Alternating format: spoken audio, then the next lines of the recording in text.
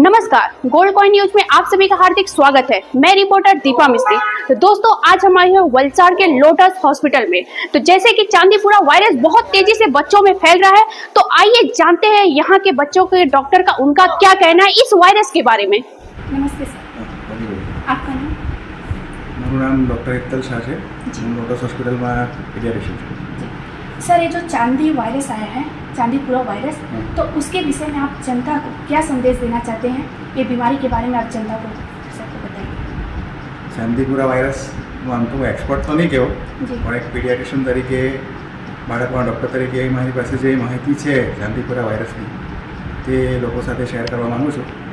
હવે ચાંદીપુરા વાયરસ છે તે જે વાયરસ છે બધા અલગ અલગ પ્રકારનો તેવા પ્રકારનો જ વાયરસ છે, जी। પણ ચાંદીપુરા વાયરસનું નામ ચાંદીપુરા એટલા માટે પડ્યું કે નાગપુર પાસેનું એક નાનું ગામ છે ચાંદીપુરા, એ સૌથી પહેલાં એનો કેસ જોવા મળેલો ભારતમાં, એટલે એ ચાંદીપુરા ગામના નામ પરથી એનું નામ ચાંદીપુરા વાયરસ પાડવામાં આવ્યું। અત્યારે આ ચાંદીપુરા વાયરસના જે કેસીસ છે તે ગુજરાત, રાજસ્થાન, મધ્યપ્રદેશમાં જોવા મળ્યા છે।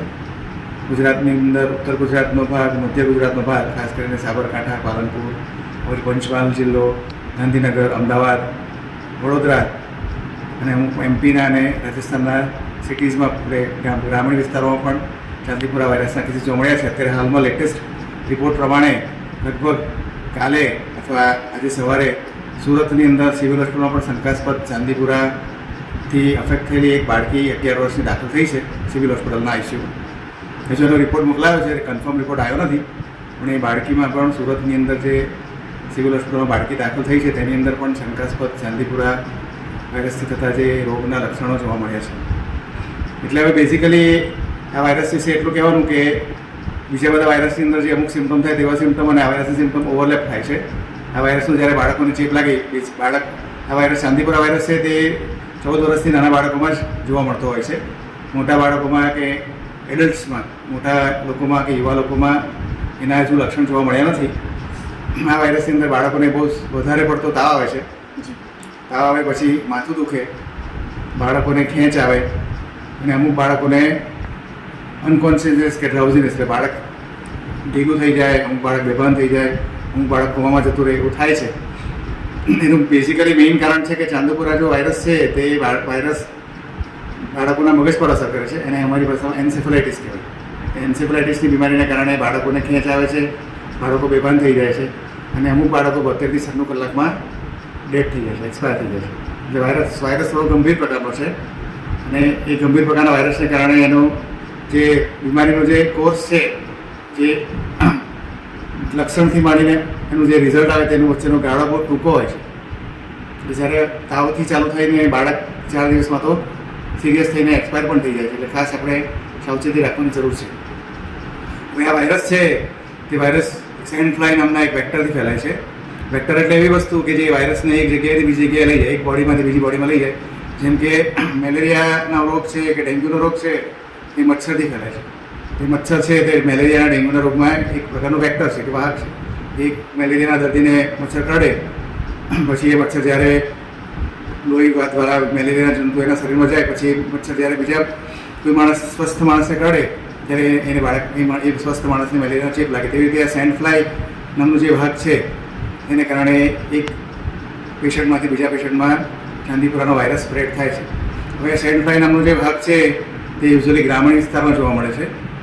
ગ્રામીણ વિસ્તારોમાં જે લીપણવાળા કાચા મકાનો હોય, કાચા મકાનોની જે લીપણની દિવાલની જે તળ હોય તે તળની અંદર સેન્ડ ફ્લાય મોટી થાય છે, તેના લાર્વામાંથી એ મોટી થાય છે, અને સેન્ડ ફ્લાય જ્યારે કરડે છે ચાંદીપુરા વાયરસથી અફેક્ટેડ થયેલા પેશન્ટને, તો એના વાયરસ સેન્ડ ફ્લાયની અંદર આવે છે, અને પછી જે સેન્ડ ફ્લાય જ્યારે કોઈ નોર્મલ હેલ્ધી બાળકને કરડે છે ત્યારે વાયરસ તે હેલ્ધી બાળકમાં દાખલ થાય છે। એટલે મેઇન ચાંદીપુરા વાયરસ સ્પ્રેડ કરવાનું કામ છે તે સેન્ડ ફ્લાય કરે છે। એટલે આપણે જો ચાંદીપુરા વાયરસનો સ્પ્રેડ અટકાવવો હોય તો સેન્ડ ફ્લાય કરીને જે માખી છે તેનો સ્પ્રેડ અટકાવવો પડે। એટલે એના માટે સૌથી ઇમ્પોર્ટન્ટ વસ્તુ છે કે હાઇજીન સારું મેન્ટેન કરવું પડે, કેમ કે માખી જ્યાં ગંદકી હોય ત્યાં માખી વધારે થાય। એટલે સારી સ્વચ્છતાની જાળવણી કરવી જોઈએ ગ્રામીણ વિસ્તારોમાં, ઇવન સિટીઝમાં પણ જેટલું બને એટલી સ્વચ્છતા રાખવી જોઈએ। એ માખીનું ફેલાવો ના થાય એના માટે અમુક સ્પેશિયલ પ્રકારના ઇન્સેક્ટિસાઇડ આવે છે, મેલાથિયોન કરીને કે DDT કરીને એવા ઇન્સેક્ટિસાઇડનો સ્પ્રે કરવો જોઈએ, જેના કારણે માખીના ઈંડા કે માખી ડિસ્ટ્રોય થઈ જાય, કે જેના કારણે ચાંદીપુરા વાયરસ સ્પ્રેડ ના થાય. અને જો બાળકોની અંદર એટલે એ લોકોને જ્યારે ઘરે રાખતા હોય ત્યારે અથવા તો આજુબાજુના વિસ્તારમાં જ્યાં આવી ગંદકી હોય ત્યાં બાળકો આજુબાજુના વિસ્તારમાં બાળકોને બને ત્યાં સુધી ફૂલ બાંધીને કપડાં પહેરાવવા જોઈએ, જેથી એમને એ કરવાનો ચાન્સ ઓછો રહે. બાળકોને હાથ ધોવાની ટેવ પાડવી જોઈએ. બીજું કે સપોઝ કોઈ બાળકને તાવ આવે તો ઘરે બેસીને વાયરલ ઇન્ફેક્શન છે એમ માનીને બેસી રહેવા કરતાં તમારા બાળકને જો તાવ આવતો હોય તો તમારા પીડિયાટ્રિશિયનનો કે ફેમિલી ડૉક્ટરનો જેટલો બને એટલો જલ્દી સંપર્ક કરવાનો. એટલે એ ડૉક્ટરને જો એવા કોઈ ગંભીર લક્ષણ જણાય તો તાત્કાલિક બાળકના અમુક જે રિપોર્ટ્સ છે હવે તો ગવર્મેન્ટ તરફથી રિપોર્ટ્સ પણ કરવામાં આવે છે, બ્લડના રિપોર્ટ્સ પણ કરવામાં આવે છે, અને CSF એટલે કમરમાંથી પાણી કરીને તપાસ કરી તેના રિપોર્ટ્સ પણ કરવામાં આવે છે. તે રિપોર્ટ્સ ગાંધીનગર મોકલવામાં આવે છે અને ગાંધીનગરની લેબમાં એ રિપોર્ટ કન્ફર્મ કરવામાં આવે છે કે ચાંદીપુરા વાયરસ છે કે બીજો કોઈ વાયરસ છે. તો જ્યારે પણ તમારા બાળકને બહુ વધારે પડતો તાવ આવતો હોય કે બહુ માથું દુખતું હોય કે ઉલટીને ઝાડાને એવું થતું હોય તો ઘરે બેસી રહેવા કરતાં તાત્કાલિક તમારા બાળકના ડૉક્ટરનો સંપર્ક કરો, તેને તમારું બાળક બતાવો. કે બાળકને ડૉક્ટરને જરૂર લાગશે એને સસ્પેક્ટ કરશે ડૉક્ટર કે એને આવું હોઈ શકે ચાંદીપુરા વાયરસ જેવું, તો એને એડમિટ કરીને એને જરૂરી ટેસ્ટ કરવા માટે તમને જણાવશે. અને સરકાર તરફથી અત્યારે એનું ડિટેક્શન કરવા માટેના ઘણા બધા પગલાં પણ લેવામાં આવે છે.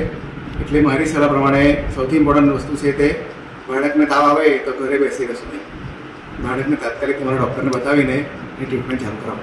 અને પ્લસ તમારી આજુબાજુના વાતાવરણમાં ચોખ્ખાઈ રાખો, માખીઓનો ફેલાવો અટકાવો, માખી ના થાય તેના માટે ઇન્સેક્ટિસાઇડનો સ્પ્રે કરાવડાવો. પ્લસ બાળકોને હેલ્ધી ફૂડ ખાવા માટે પ્રેરિત કરો. ફ્રૂટ્સ વેજીટેબલ્સ વધારે ખાય એને કારણે એમની ઇમ્યુનિટી વધે તો એવા બાળકોને અમુક બીમારીઓ થવાની શક્યતા ઓછી રહે. એટલે એના માટે ખાસ બધા લોકોને મારે સમજાવવાનું, ગભરાવાની જરૂર નથી.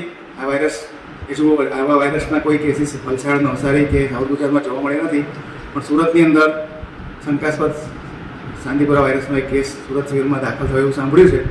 એટલે આપણે ત્યાં પણ એવો કેસ આવી શકે એટલે આપણે સાવચેત રહેવું જોઈએ.